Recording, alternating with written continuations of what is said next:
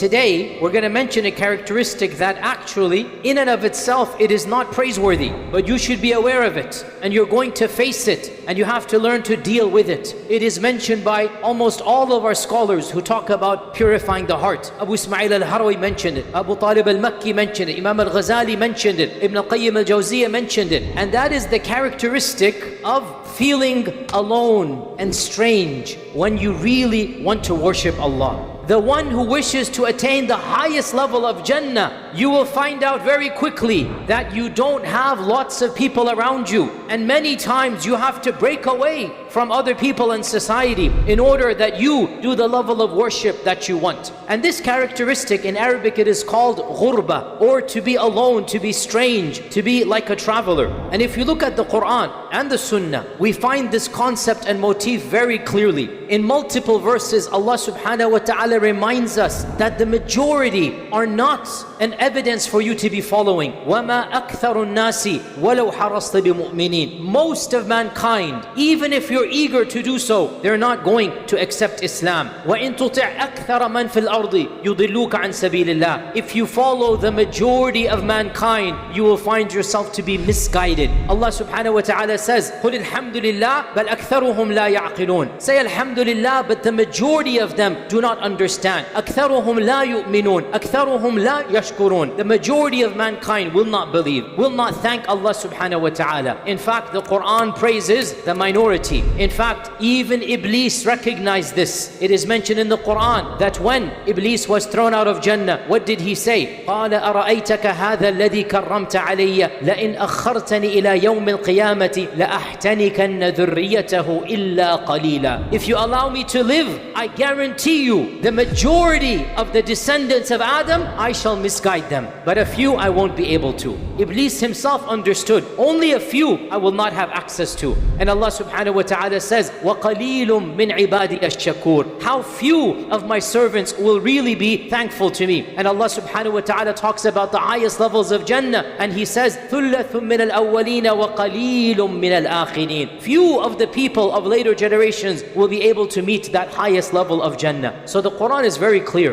If you go with the majority, if you want to be popular, if you want to go with the flow and be with the crowd, that is not the path of Allah subhanahu wa ta'ala. The path of Allah requires you to break away. And it's not in and of itself praiseworthy, but there is no other solution. Ibn al-Qayyim mentions the Muslim will find himself strange amongst non-Muslims. When the non-Muslims, they come together, they're partying, they're having some type of event or banquet or whatever, and you have to stay away from the alcohol, you have to be slightly different, you feel alone and strange. And then Ibn al-Qayyim goes on, and the righteous Muslim will find himself strange amongst other Muslims. Sometimes you want to be of the righteous, following the Sharia, and unfortunately many of your lay Muslims will not be at that level. You feel strange in that crowd. And then he says, and those that want to achieve the highest level, spiritual purification, they will feel strange even amongst the righteous Muslims. If you wish to be of those who worship Allah, and you wish to make sure you go to the highest of the high, you will face a type of loneliness, a type of estrangement from the rest of the community, from the rest of mankind. And in fact, our Prophet ﷺ, he gave us some glad tidings about this. He said, give glad tidings, they shall get Jannah, the ghuraba, the strange people. Of course, gharib actually means a traveler. He's called strange because when you're a traveler in the old days, you spoke a different language, you looked differently, you had no shelter, you had no family and friends, you literally stick out in the crowd. So our Prophet ﷺ said, give glad tidings to that person who is not like the rest of the crowd. He was asked, who are these people, Ya Rasulullah? He said, the ones who strive for purity when the rest of mankind has become fasid.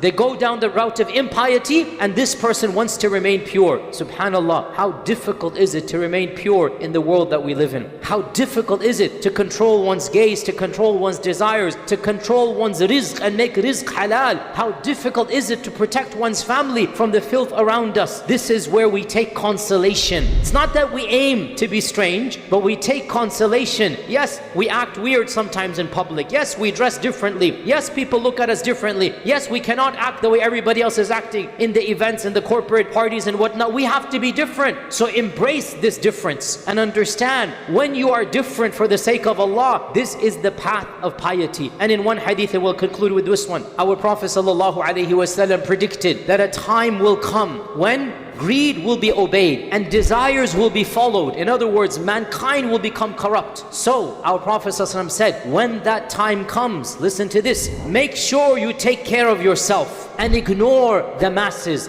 By ignore, it doesn't mean don't preach to them. It means don't follow them. It doesn't mean you don't have a responsibility to be a role model. It means don't take them as role models. This is a hadith. Take care of yourself and ignore the masses. Then he said, a time will come when the one who is patient upon the religion will face the type of persecution or the type of pain that the one who holds on to burning coals. It's as if when you want to worship Allah in that society, you might be picking up some hot coals in your hand. That's how difficult it is. And then he gave some good news to all of us. He said, the one who stays upon his deen in that time shall get the reward of 50 of you. The Sahaba said, Ya Rasulullah, do you mean 50 of us or 50 of them? Do you mean 50 amongst us, the Sahaba? One person in the later times has the potential to earn the reward of 50 of us, or surely you meant 50 of them? He said, no, 50 of you. And this is good news for us, glad tidings for us. Obviously the maqam of the Sahaba, we can never reach it, but the ajr of somebody trying to worship Allah when everybody has gone spiritually bankrupt, when everybody is preaching fasad, when there is no morality and you want to preach morality, practice morality, when there is no akhlaq and you want to be upon akhlaq, well then you're going to have to embrace ghurba, strangeness. You're going to have to embrace being different from the crowd. You're never going to be cool. You're never going to be mainstream, and accept it. It's okay. That's the reality of the one who wishes to achieve the highest of the high. وَقَلِيلٌ مَا هُمْ. You want to be from the qaleel, and so embrace this and thank Allah subhanahu wa ta'ala that you are from those who are worshipping Him.